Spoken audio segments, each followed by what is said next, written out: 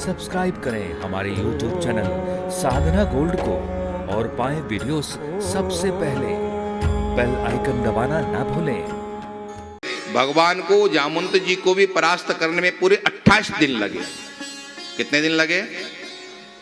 आप लोग सुन नहीं रहे हो, सो गए क्या? 28 दिन लगे।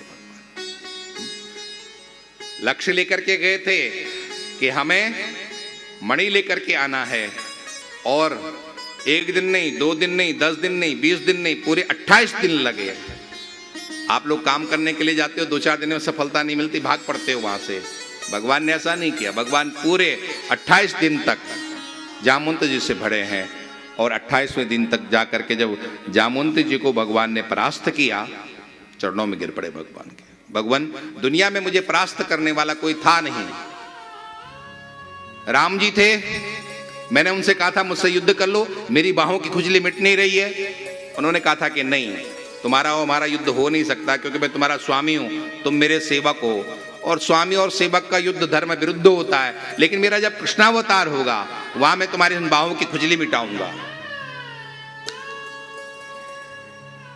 28 दिन तक युद्ध हुआ।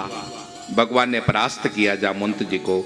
जामवंत जी ने भगवान से क्षमा मांगी, भगवान हमें क्षमा करना। किस बात की क्षमा?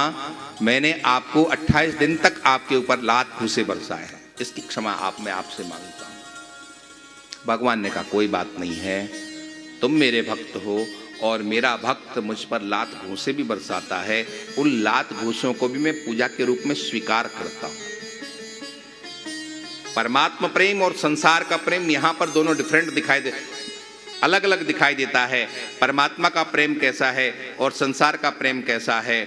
आपने जिस बेटे को पाल पोस करके बहुत बड़ा किया है, और वहीं कहीं बाप थप्पड़ मार देता है, तो बेटा उस थप्पड़ को स्वीकार करता है, कृतज्ञता करता है कि नहीं पिताजी आपने जीवन भर मुझे पाला पोसा है, तो आपने एक थप्पड़ मार दिया, कोई बात नहीं, नहीं, लड़ने के लिए तैयार हो जाता है। लेकिन भगवान को देखो, भगवान कहते हैं जामवंत आपने 28 दिन तक मुझ पर लात घूसे बरसाए हैं, कोई बात नहीं।